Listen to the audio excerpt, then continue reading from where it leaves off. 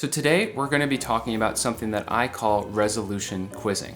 This is a concept that I've come up with as a way of essentially ear training you and also providing you with technical abilities that are going to allow you to play out much more successfully when improvising. Now this idea, this concept is actually part of a system that I've been developing now for an entire 2 years. Originally, I was working on this actually for myself, and I've been using it to become a better player myself and to hear new dissonances, tonalities, and improvisational applications. So from today on, no longer are you going to just try to learn dissonances by transcribing licks and then not know what to do with them after that. Today, I want to talk to you about a concept that I like to refer to as resolution quizzing. So the reason I call it that is because it really is kind of like ear training quizzing. However, there's also a playing element to it, and it's something that you can really use to your advantage to simultaneously train your ears quite a bit, also improve your technique and your brain connection to your hands, and also on top of that, it's just going to make you much better at integrating dissonance and playing out. It's actually a really deceivingly simple concept, but of course, we can get very complicated with how we use it. So the first building block here is what I like to refer to as a dissonance formula. So that's basically just the name that I have given to a specific repeatable dissonance that we might use in different contexts. So just as an example, let's just start with C major. So the most simple, basic version of a dissonance formula might actually be something like this. We're going to play the major, a major third above. So maybe that sounded like a mouthful, but all it means is we're going to go from C, our root, we're going to jump up a major third, and now as we improvise, we're going to actually improvise a major third above C.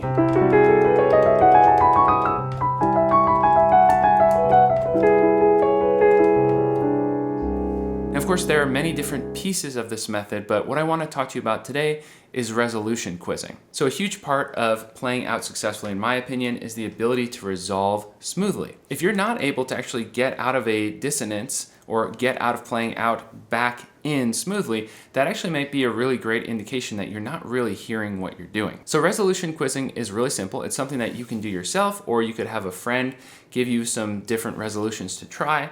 But essentially what we're just going to do is we're going to set some restrictions and we're going to actually practice resolving from our dissonance back into the consonants. So I highly, highly recommend that you use a metronome when working on this resolution quizzing concept. A huge part of the success is actually being able to do this in time. So of course, start slow, but then we'll move our way up. So what we're going to do is we're going to set a couple of restrictions here. So what I'm going to do is I'm going to actually work on improvising with this dissonance formula, but using a bebop style language. So that means I'm going to be using chromaticisms and enclosures and approach notes to create connections and to actually resolve back into our consonant key. Now, if it's too tricky to do with a metronome, you could start just completely free form in terms of the time here. So let me give you an example like that first.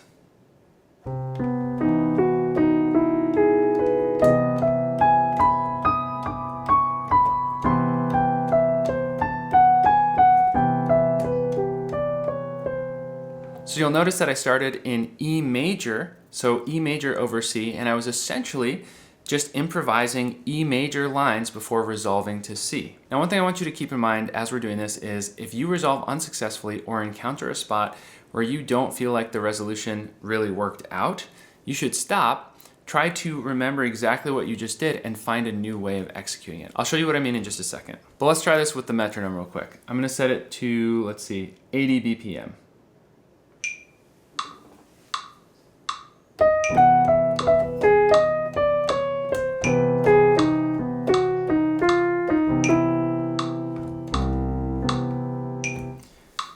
Okay, so that was interesting. It kind of worked out that I never switched to C at all. In fact, I just happened to land perfectly from my E major lick on the 3 in C.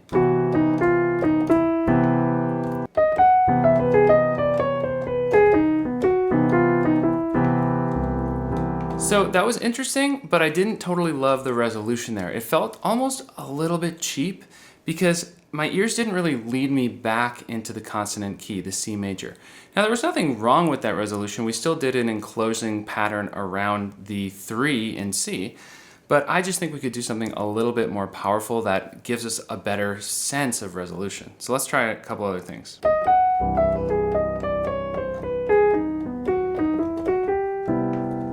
I actually like that a lot better, to be honest, because we get this feeling of motion into the C major. We get these 3 notes from the C Lydian scale, right? And it really leads us nicely.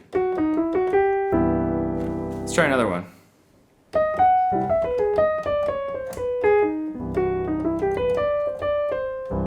So it's been several years now since I released my Jazz Piano Secrets course, and I got so many wonderful reviews from all of you. So grateful for that. But you've also been asking me very consistently when I could do a follow-up course. Well, I didn't want to do that until I felt I truly had something innovative to offer you. So over the last several years, I have been working on several new techniques, new methods, really new systems that I have actually been using and practicing myself to become a far more creative and cutting-edge musician. They've finally gotten to the point where I feel confident saying that if you work on these methods yourself, you will completely transform your playing, but more importantly, you will completely transform your ability to actually learn different out-of-the-box styles of approaching improvised music, jazz piano, and even beyond. Now in today's video, because it's just one YouTube video, I'm going to show you one piece of several different methods that I have put together for you in this course. But all in all, I could not be more excited and more proud of how this course is coming together. And I genuinely think that it is going to be a life-changing / playing-changing experience for anybody who takes it. These methods are methods that I'm designing to essentially work for the rest of your life. There are going to be things in this course that I think even masterful improvisers could actually use to learn on some level. So if you are interested in learning more about the course, I can't reveal too much just yet, but make sure you click the link in the description and get onto the waitlist immediately. You definitely will not regret it. All right, let's talk about dissonance absorption and resolution quizzing. Now, one of the things I'm doing here is applying a trick that you also can apply here when resolving. You can actually start your line leading into the consonants a bit early, so you don't have to land right on the chord. Your resolution doesn't have to start right on the next chord. You can actually lead into it by even starting to play back in the consonant key a few notes ahead of time. Now, so far, we're just doing basically 2 bars of E major and then resolving to C. So that's a nice basic way to really train your ears to hear the formula and then figure out a resolution. But we could also switch things up so we could actually make it trickier. We could do E major over C for 2 beats and then C for 2 beats. So dissonance, resolution, dissonance, resolution, etc. And I would highly recommend that you do this with a metronome. So let's give this a shot.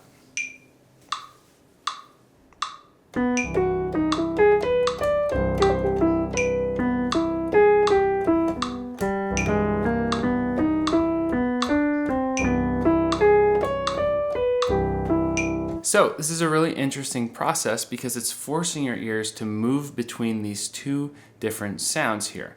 One of them is the dissonance over C major, and one of them is just the consonant C major. Now I actually have an assignment for you from this video. I want you to come up with a few other dissonance formulas. Keep it really simple. It can just be essentially one scale over another. Make sure that they're actually dissonances that you like the sound of, though. Of course, you don't need to force yourself to use dissonances that just sound awful to you. And sometimes that may honestly be the case. I want you to actually practice this kind of resolution quizzing using those dissonances, and let me know how you do in the comments. Let me know if you have any questions about this concept. Now again, this is one part of a bigger system that I call dissonance absorption, which I am going to be teaching you in my new course that is coming out soon, but I can't say exactly when quite yet. If you're interested in learning that and some of the other techniques that I'm so excited to show you, I'll give you a sneak peek. They might also include a little bit of improvising counterpoint and things like integrating all sorts of different modern piano textures into your solo playing and beyond. But that's all I'm gonna say for now. Again, make sure that you get on the wait list. The link is in the description. When I opened up my Jazz Piano Secrets course, these slots actually filled up in just the first couple of days and I had to shut early. So I have a feeling something similar may happen with this course, but I will keep you all updated. This is really just a primary first sneak peek announcement and just letting you know that this is happening. Something new is in the works and I'm so excited about it. As time goes on, I will reveal to you more and more about what's actually in the course. And I'm so excited to show it to you because I have literally been working on this stuff for years. All right, thank you so much for watching. Sign up for that wait list and I will see you in the next video.